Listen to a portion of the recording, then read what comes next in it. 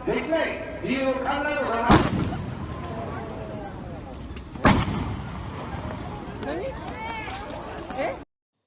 hello guys, first of all very warm good morning to all of you.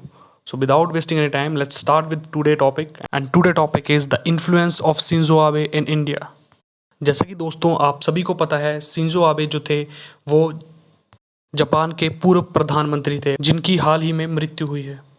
तो चलिए नज़र डालते हैं उनके जीवन काल पर कि वो कौन थे और कहाँ से आए थे। तो शिंजो आबे एक राजनीतिक परिवार में जन्मे थे। उनके पिताजी और उनके दादाजी दोनों ही जापान के प्रधानमंत्री के पद पर कार्यरत रह चुके थे। दोस्तों शिंजो आबे का जन्म 21 सितंबर 1954 में टोक्यो शहर में हुआ था। तो शिंजो आबे एक जापानी राजनेता थे जिन्होंने 2006 से 2007 फिर 2012 से 2020 तक जापान के प्रधानमंत्री के पद पर कार्य किया और वो लिबरल डेमोक्रेटिक पार्टी के अध्यक्ष थे। दोस्तों शिंजो आबे सबसे लंबे समय तक सेवा करने वाले जापान के प्रधानमंत्री थे। And Shinzo Abe also serve as a chief cabinet secretary from 2005 to 2006 और वो एक बहुत ही शिक्षित राजनेता थे। उनके पास बहुत सी डॉक्टरेट डिग्रियां थी, पर मैं मुख्य तौर पर सिर्फ 2 पे नज़र डालूंगा।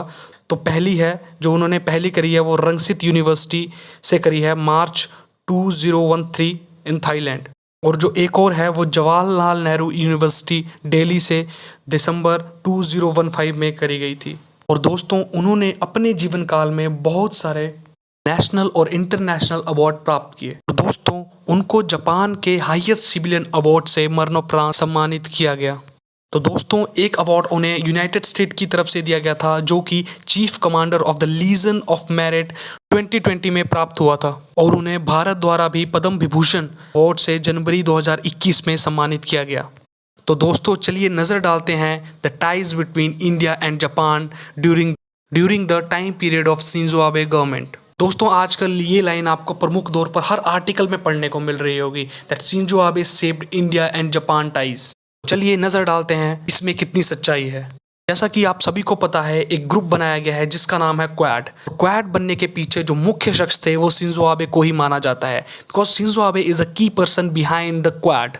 2007 में शिंजो आबे ने क्वाड बनाने का प्रस्ताव 4 देशों के सामने रखा, जिसमें मुख्य तौर पर है भारत, ऑस्ट्रेलिया, जापान और यूनाइटेड स्टेट्स ऑफ अमेरिका। दोस्तों उन्होंने अपना पूरा जीवन समर्पित कर दिया जापान और उनके मित्र मुल्कों को अच्छा बनाने में। तो शिंजो आबे ने मुख्य तौर पर भारत के कई दौरे किए और इनके कार्यकाल में भारत के रिलेशन जापान के साथ और मजबूत बनते गए, इसकी वजह से चाइना इनको अपना शत्रु मानता था। और आपने आर्टिकल वो भी पढ़े होंगे कि इनके असैसिनेशन के बाद चाइना में सेलिब्रेट करा गया है। दोस्तों चाइना के लोग ओपनली आए और ओपनली सोशल मीडिया प्लेटफॉर्म्स पे ओपनली कमेंट करे और ओपनली अपनी खुशी जाहिर की after the assassination of Shinzo Abe. आप देख सकते हैं चाइना में उनके प्रति कितनी नफरत भरी गई थी।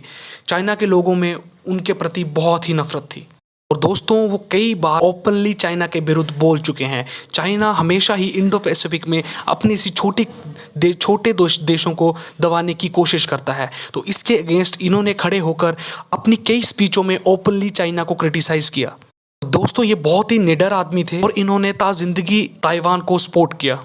तो दोस्तों कई बार इन्होंने अपनी स्पीच के माध्यम से इतनी बड़ी बड़ी स्टेटमेंट दी थी जिससे कि चाइना घबराता था।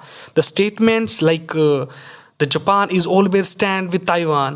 Japan have a full focus on Indo-Pacific. तो चाइना उन्हें मुख्य तौर पर अपने शत्रु के रूप में देखता था। और दोस्तों उनके काफ़ी अच्छे मित्र थे नरेंद्र मोदी जी। तो नरेंद्र मोदी जी ने उनके मरणोपरांत काफ़ी ही दुख प्रकट करा, और भारत इकलौता ऐसा देश है जापान के बाद जिसको सबसे ज़्यादा दुख हुआ है शिंजो आबे के डेथ का।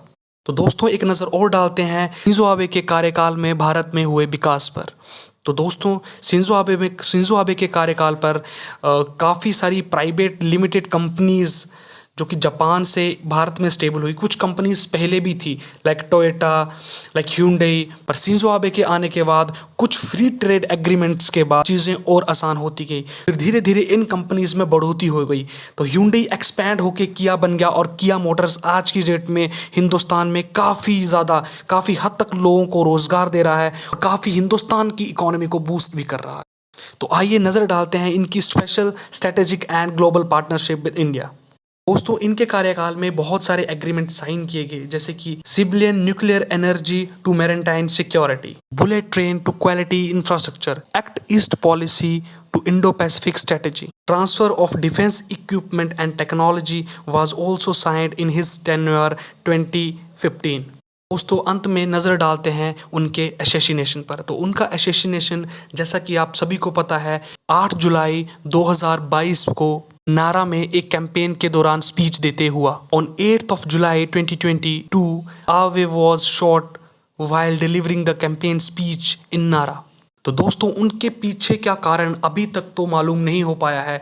जिस व्यक्ति ने इनकी हत्या करी है वो 41 वर्षीय एक एक्स सर्विसमैन है जो कि जापानीज नेवी में फॉर्मर सेलर के रूप में कार्यरत था। उसका नाम है तेसुआ यामागामी। तो दोस्तों मुझे नहीं पता तेसुआ यामागामी ने उन्हें क्यों मारा और इसके पीछे का क्या कारण था। तो दोस्तों ये भारत और जापान रिलेशंस के लिए बहुत ही बड़ी दुखद घटना है, पर उनके लिए भारत में इतना प्रेम है कि भारत के लोग उन्हें हमेशा याद रखेंगे। और जिस हिसाब से उन्होंने हिंदुस्तान के साथ मिलकर कार्य करे हैं, मुझे ऐसा लगता है कि उनको याद रखा भी जाना चाहिए।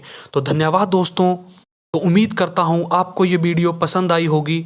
और दोस्तों जैसा कि आपको पता है हमने अभी अभी YouTube ज्वाइन किया है, तो इस चैनल को जितना हो सके उतना शेयर करें, लाइक करें और सब्सक्राइब करें। तो दोस्तों इस बात का मैं आपको विश्वास दिलाता हूं कि ये चैनल आपके उज्जवल भविष्य के लिए हमेशा कार्य करता रहेगा।